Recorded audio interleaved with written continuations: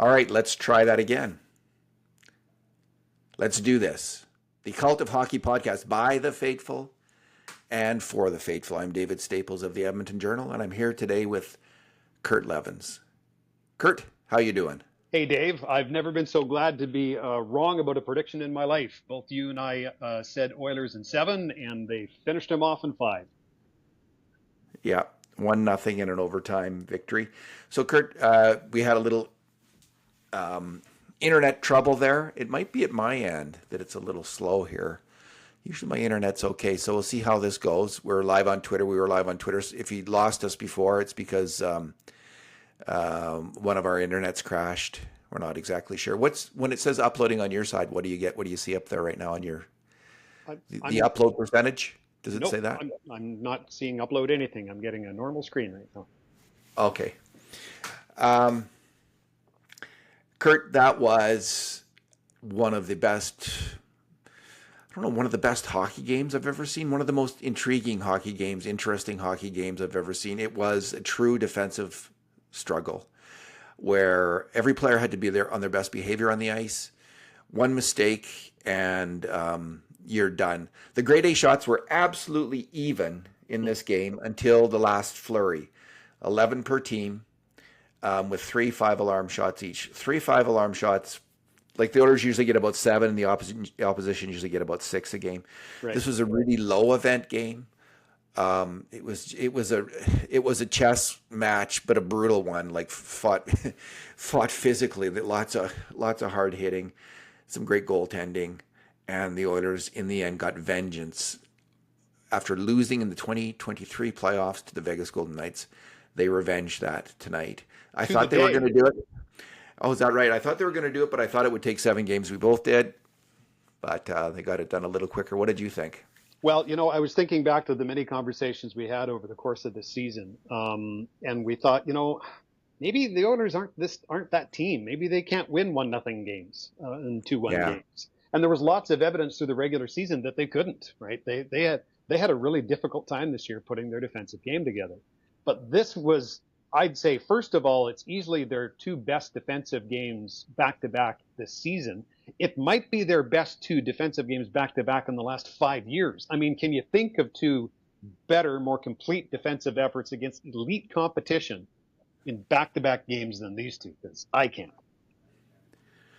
Cool. Just getting a message saying, heads up, Kurt's recording has stopped due to an incoming call. Wonder what that is all about. I would ignore all that stuff. Okay, all right. You're not getting a phone call, are you? On your? Nope, I did previously from you, so that's probably what it was. All right. Hopefully everything is good still. Kurt, let's do 2 good things, 2 bad things, and 2 numbers. And because this is a big game, super huge win, obviously, we'll go with 2 good things each. What's your good thing? My good thing is Leon Draisaitl, who I feel strongly was the Oilers' best skater tonight. We'll talk about the non-skater in a minute, I'm sure. Leon Draisaitl tonight assisted on the winning goal in overtime, played 22:58, terrific defensive hockey. You could see him marking his man every shift, like very responsible game. As we all know in Game 4, Chris Knobloch matched the Draisaitl lineup against the Eichel line. Well, tonight they did the same thing. Not quite to the same extent because, of course, Vegas had last change. They had home ice. But they still played a lot together, and Leon Draisaitl bossed that matchup again. Vegas's best player and top point getter was blanked. No points in back-to-back games. Leon Draisaitl tonight, 5-on-5, according to Natural Stat Trick. Scoring chances 9-5 and high dangers 6-2. He played 6:49 5v5 versus Eichel tonight.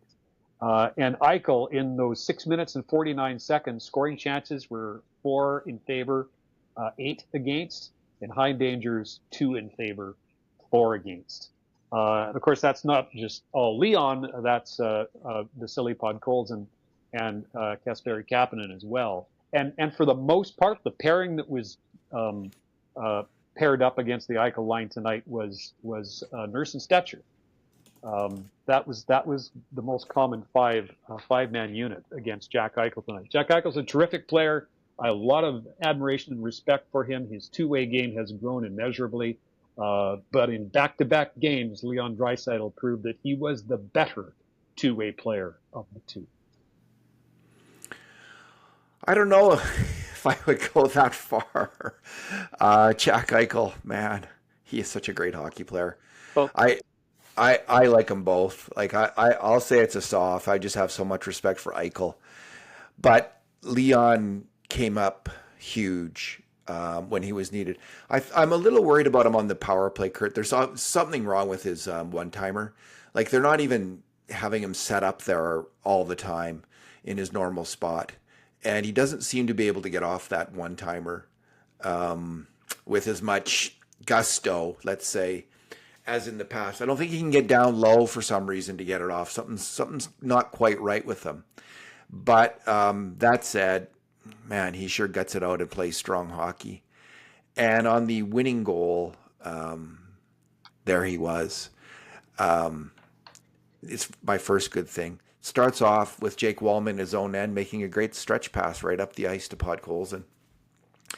And Vasily Podkolzin makes a play that I don't think he would have made in Vancouver last year, would have been capable or had the confidence to make. I mean, he's out there on the ice with Leon Draisaitl in overtime. He gets a pass at the offensive blue line, takes it in, and he takes his time. He finds time and space for himself with a few clever feints and makes a great pass over to find Leon Draisaitl. And that's exactly who you want to pass to, but he waited and he executed. So it's why he's being trusted and why he's been trusted all year on a line with Draisaitl, because he's getting better and better. I mean, he was the 10th overall pick in the draft one year and, you know, was taken because he was the best young offensive attacker in Russia, and he was a big guy with some tools. He's still very toolsy, and the skill is coming, right? The skill is coming, and he's a force out there. Great pass to Draisaitl, who makes then an even better pass.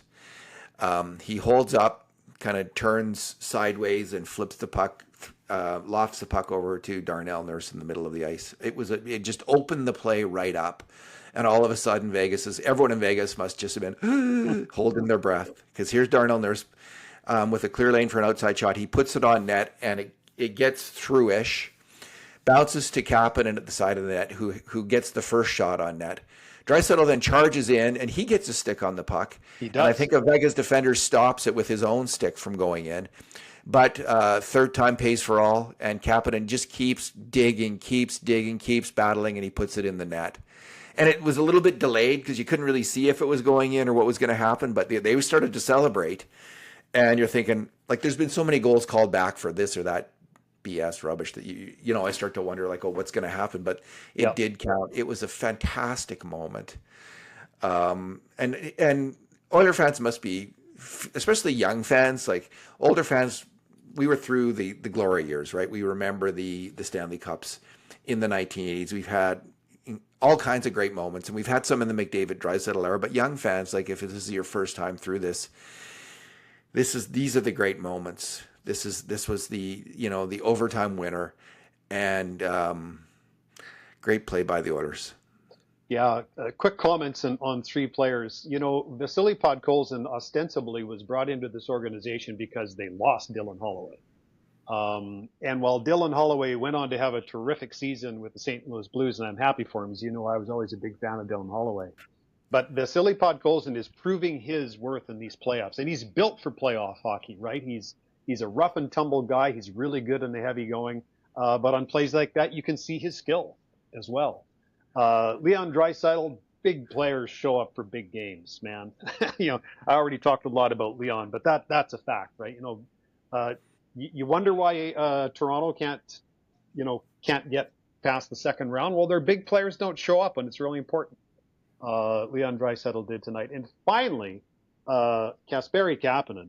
This is a guy that was off just about everybody's radar 2 games ago. Like he was a member of the Black Aces. Like nobody saw this guy coming in. If someone was coming out, I think everybody thought Jeff Skinner would have gone in. But Kapanen went on and just had a tremendous game 4. And while I don't think he was as impactful in game 5, no one's going to remember that. All they're going to remember is the winning goal. So yeah, a pretty amazing sequence and a pretty historic one for this organization as well as we go back to the Final Four. Yeah, Kapanen was a bit iffy. There was a few times when he was out of position in the game, and I'll tell you, Kurt, you really notice it in a game like this if a player's out of position, because most of them were not out of position, and you couldn't really afford to be out of position. So it didn't happen very often, but I did notice it a few times with Kapanen that he wasn't quite as aware as some of the other forwards on the ice. But yeah, what a massive goal! I gave him a bonus grade of 3 full marks. Good for you. I mean, overtime winner, a winning goal, overtime winner, series clinching. That's 3 bonus marks, so he got an 8. So cool. I like that. Kurt, what is your second good thing? I'm going to pick one player that epitomizes the Oilers' commitment to defense tonight. And it's one thing to say you're going to play good defense. The Oilers said that all year and didn't. But here they are in the playoffs in their 2 most important games of the season. And they win both by shutouts. And I think it was the Oilers' leadership that really grabbed the bull by the horns and said, follow us, we're going to win this thing. And I think Leon Draisaitl was a tour de force defensively in both games. But I want to pick out a play in the first period that I thought set the tone defensively for the Oilers tonight. Vegas was breaking in on one of what was a very few number of 2-on-1s for either squad tonight. Yeah. And it looked like a dangerous chance. I was holding my breath. And then out of nowhere, like a flash, comes Connor McDavid, comes in, breaks up the play, and then spills heavily into the boards. Sat there dazed for a little while and, kind of wobbled off kind of slowly, talked to the trainer for quite a while. Turned out he was fine. Maybe he got the wind knocked out of him. I think he cut his lip a little bit. Thank goodness he was okay. But you know what? When your best player and your captain puts his body on the line to make a defensive play like that, it doesn't leave any excuses for anybody else on your squad. And I just thought it set the tone early and everybody followed his lead. It was a fantastic back check. I mean, he was almost a full zone behind when it started. And not only from him, from Hyman, both of them came in and sandwiched the shooter, Olofsson. So he couldn't get off his shot. It was a tremendous, just exactly what the Oilers needed to set the tone. Everyone on the bench would have noticed that. Yep. And, as if they didn't need more encouragement, that was more encouragement, and it was a fantastic play. Kurt, my second good thing is Stuart Skinner. Second shutout in a row. And tonight, he really looked like hot Stu Skinner on a winning streak. This might continue. He looked so confident in net, which he tends to. He's just, when he is on, he is so solid, scoring up to the shooter, so big in the net. Seems to move really well. And again, I think if he's playing behind a team that keeps the shots from coming in front of him rather than side to side, stop that side to side action. Stu Skinner looks great. Allow the side to side action or a lot of plays out from behind the net. Stu Skinner doesn't look so good. I think that's fair. So it's really incumbent on the team. You can win a Stanley Cup with Stuart Skinner. You've got to play championship defense, as I call it. You've got to limit odd man rushes. And if the Oilers do that, if they decide to do that, they will win the Stanley Cup this year. I think they're deciding. I think we're seeing a team that's made a decision to win the Stanley Cup. And, a lot can happen with injury and such, but do they ever give themselves a great spot right now? Because we don't know how long the other series is going to last. They're going to have at least one extra day of rest compared to the other team. Yeah. And maybe they'll have 3, or maybe they'll have 5. So there's a lot of good came out of that win, not just eliminating a very dangerous and difficult team, but Stu Skinner has turned it around. There's nobody, like, everyone's thinking, okay, He's your starter. The starter has come through. That was as good as an Oiler goalie has looked all playoffs. Maybe Pickard in his last win was close to that, but there was, as I was saying, how many grade A shots for the other team? 11 grade A shots. You'd expect about, and 3 of them 5 alarmers, you'd expect probably about 2 or 3 goals on that amount of shots. And he didn't let in one. So way to go, Stu Skinner. Yeah, he looked super solid and confident tonight, as opposed to the first 2 games back where I still saw him swimming around in the crease a little bit. I didn't see any of that tonight. He really, he seemed really square to the shooter all night long. Couple bigger thoughts. One, now not only are you getting a little extra rest waiting for that next series, but now you've got 2 red hot goaltenders that you can choose from. I'm with you. I think you go with your guy who's essentially your starter anyway. But when you're in. But you got Stuart Skinner with back-to-back shutouts, and you got Calvin Pickard who's won 6 straight. Like, we went into the playoffs. You and I know this. We talked about it in our podcast. That I wonder if the goaltending will hold up. Well, shit, man, the goaltending's been good. Kurt, it has. Yeah, it has. Like it's all. I think it's largely like.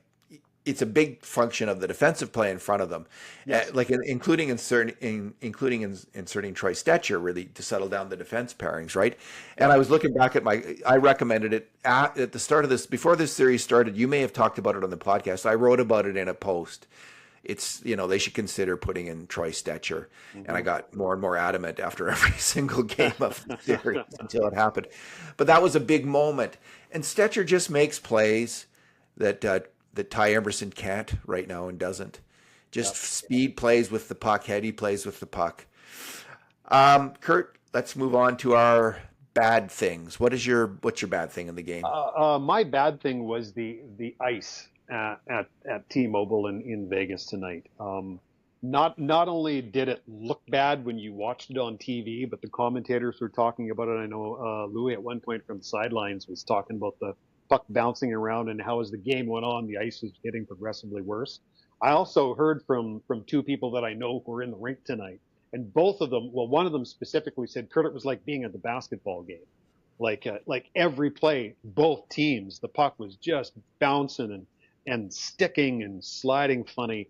And when you watch some of the replays, like the 2 best chances Leon Draisaitl had tonight before the overtime, in both cases, the puck was just doing the chicken on his stick.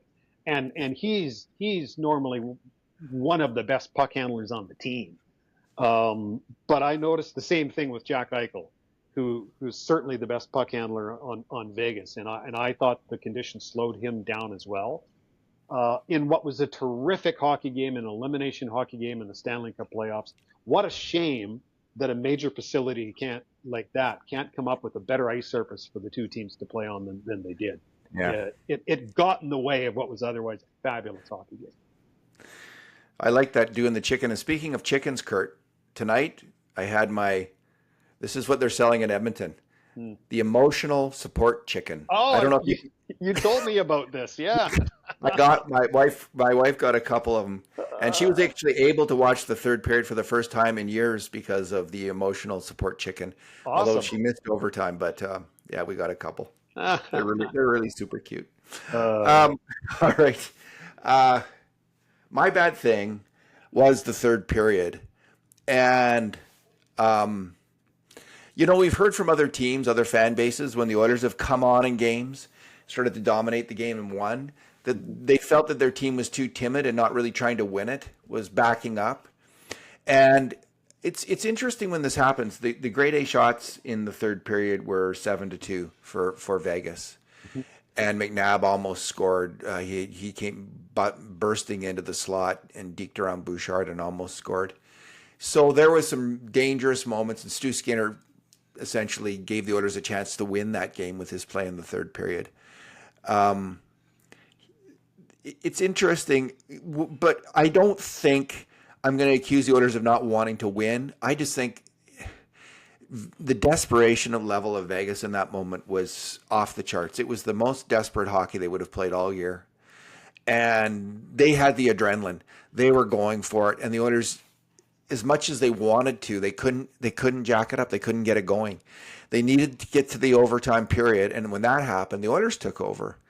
But in that third period, and it's, again, I'm not blaming the Oilers, but it was a bad thing in that Edmonton very nearly lost that game, could have easily lost that game because Vegas was just coming and coming and coming with the grade A shots and the aggression, the forecheck, doing everything right. Edmonton, there was a sequence of about 10 minutes where Edmonton would get the puck out and get to the red line, maybe get over the red line, and they couldn't dump it deep. They couldn't get it deep. It was play after play after play where forwards on the Oilers failed to get the puck deep.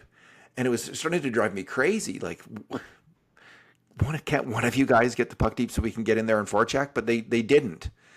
And it was just Vegas was on them, taking away time and space constantly. And the Oilers were reeling around the ring, but they kept on their feet and they won the game. Well, if you were going to ask me before the third period who I thought was going to come up with the big push in the third period, I would have said Vegas before the period even started because they were one of the two teams that if they lose, they're going home.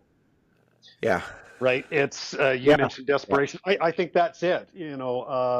There was no reason for them to leave anything on the ice because they were desperate. They had to win. Right. Whereas the Oilers, my read on the Oilers, and I don't disagree with your observations on pucks deep and the number of indiscretions that they did have in the third period, despite playing an overall strong game. But I think they understood that they were going to play a tight defensive game, and they were going to take their opportunities when they came to them.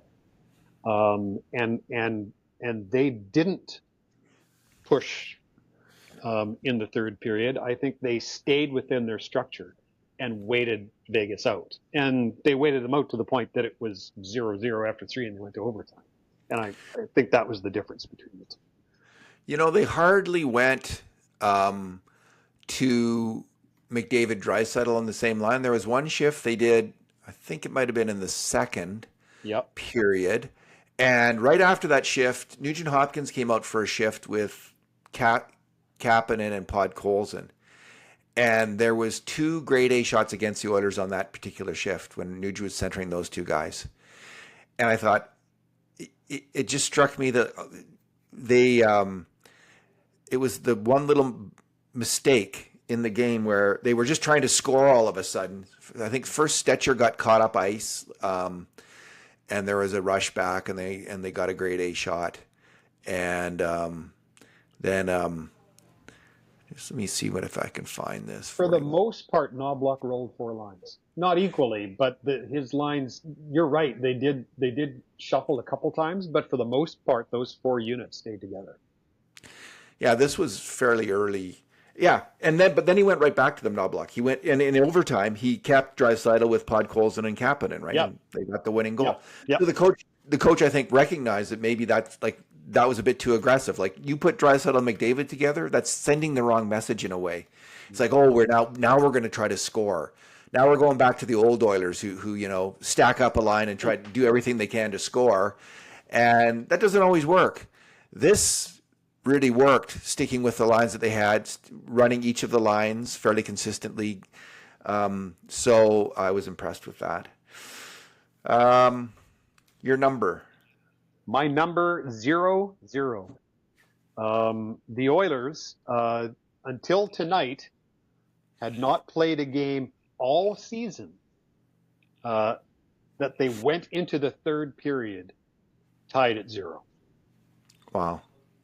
And of course, and this is something you mentioned to me off the air as well, is that also, of course, translated into the overtime period. But yeah, it's the first time all year, regular season and playoffs, that they went into the third period tied at 0. And I use the number because, again, kind of like the McDavid back check, I thought it epitomized the defensive mindset and effort that the club put into the win tonight.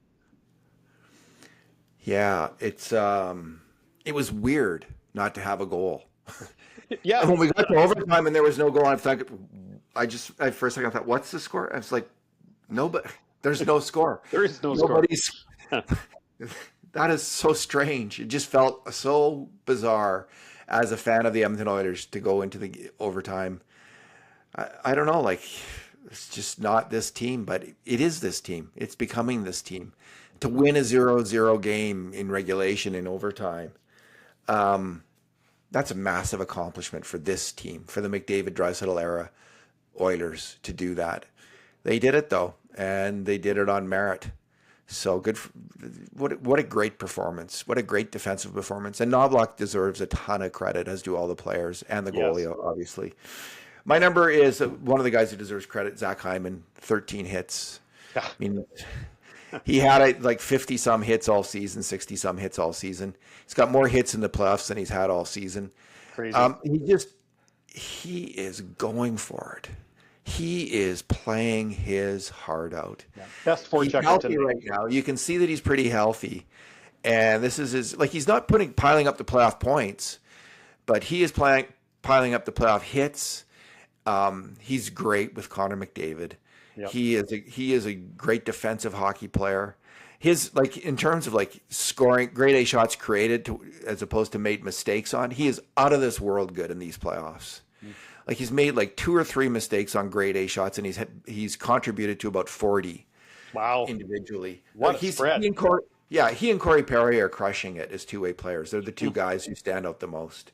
As for wingers, I should say. Right. With McDavid and Draisaitl. And all of the centers, McDavid, Draisaitl, Henrique, and Nuge are all doing well in this regard in terms of their ratio of grade A shots to mistakes on grade A shots against, and Bouchard and Wallman and Klingberg and Kulak. Those are the guys all crushing it. But Hyman, if the Toronto Maple Leafs wonder what went wrong with their franchise, and it's not to say they can't pull out of this, the day that the genius Kyle Dubas let Zach Hyman go, that was a big moment, a big day in that franchise's history. They never should have done that. Yep. That was a colossal screw up. I mean, we've had them in oil. Like, every team has them, right? And I'm not trying to rub it in on Maple Leaf fans. I like Maple Leafs. I like the Maple Leafs. I like their fans.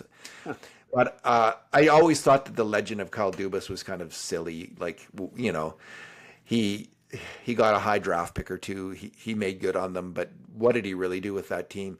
And he turned it into a non-physical team. It was one of the things he did, and one of those moves was saying goodbye to Zach Hyman, who just is such a fantastic power forward for the Edmonton Oilers. I mean, the Oilers have assembled a group now, Kurt, of power forwards. I mean, McDavid and Draisaitl kind of qualify when they want to, but there's Podkolzin, Kane, Perry, Connor Brown. Well, he's not overly physical, but he is overly aggressive. He's super aggressive. Frederick. Yep. Janmark in the playoffs is always super aggressive. Adam Henrique in the playoffs is super aggressive. This is a really aggressive, hard-nosed bunch of veteran forwards on the Edmonton Oilers. And Zach Hyman is certainly one of them. He is a leader of them. And it's great to see him succeeding in this year's playoffs so far. All right. We're on to the next. Go ahead. What do you got? I got a few quick hitters. Okay. Kasperi Kapanen's first goal since January 26th. Yeah. Brett Kulak played 24:50 tonight, 25 shifts. Good player. Really good player. Yep. Chris Knobloch is, in his career as the Oilers head coach, this according to Bob Stauffer, 16-2 from games 4 through 7. 16-2. Yeah. This win, like, he's got to win a cup to become in the upper echelon of NHL coaches. That's fair. But this really separates him from, let's say, Jay Woodcroft, right? Who didn't have playoff success 2 years running, like real success. Like, he didn't get by Vegas. Chris Knobloch just did. Woodcroft never got to the final. Knobloch did. So the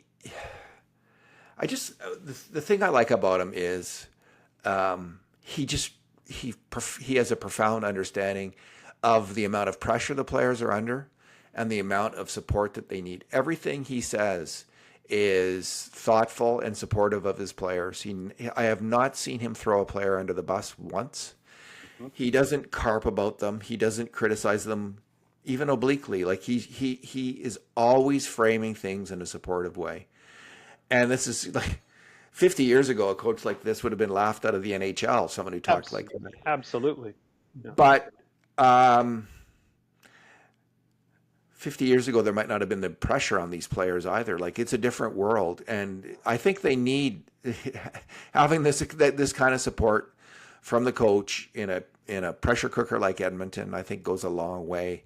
He doesn't add to it. He doesn't add to the crazy. He reduces it, and he gets those players playing sane hockey as well. It's an incredible rational game that the Oilers play, including his manner on the bench. Right?